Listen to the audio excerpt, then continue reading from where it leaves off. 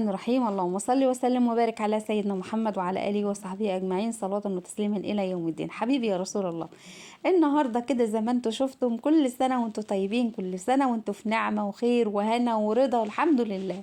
النهاردة كان أول يوم رمضان عندنا، يعني الفيديو ده كان لأول يوم رمضان.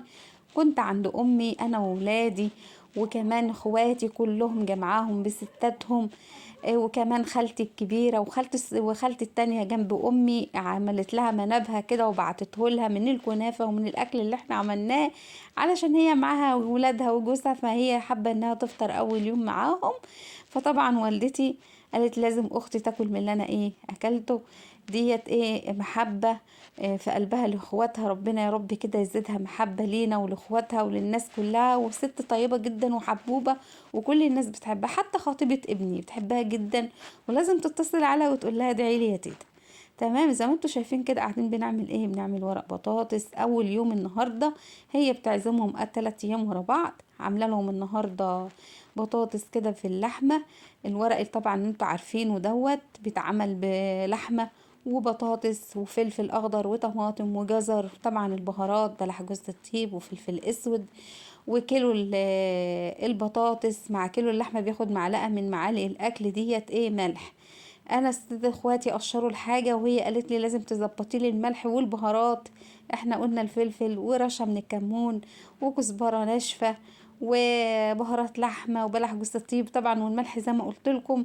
وكل الحاجات دي كده بنمرط بقى البصل في البطاطس والحاجات دي ومعاهم اللحمه. بعد كده بنعزل اللحمه بقى علشان لما تيجي تعملي الورق كده تظبطي اللحمه كده في الورق.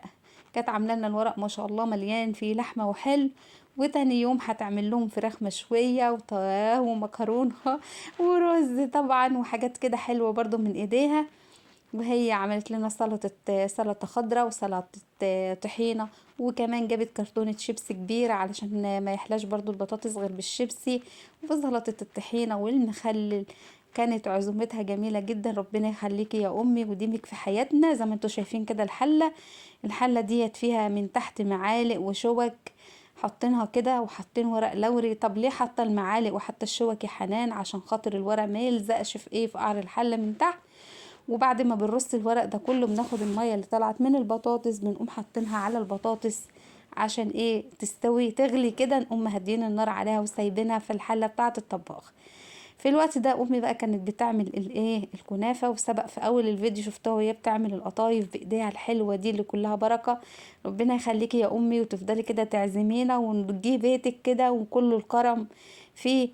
وكمان السمنه البلدي بتاعتها يا جمالها يا حلاوتها، ايه الجمال ده، ايه الطعامه دي، سمنه بلدي. تاكلي الكنافه بتاعتها كده تبقي مستمتعه وانت بتاكليها. وعملت الشربات بتاعها وقد السلطه اللي قلتلكوا عليها، طماطم وخيار وجزر وفلفل وتوم وبصل، وحتى رشة خل كده علشان خاطر تكسر الثوم والبصل. وسلطة الطحينة بإيدها الجميلة بالزبادي طبعا والطحينة.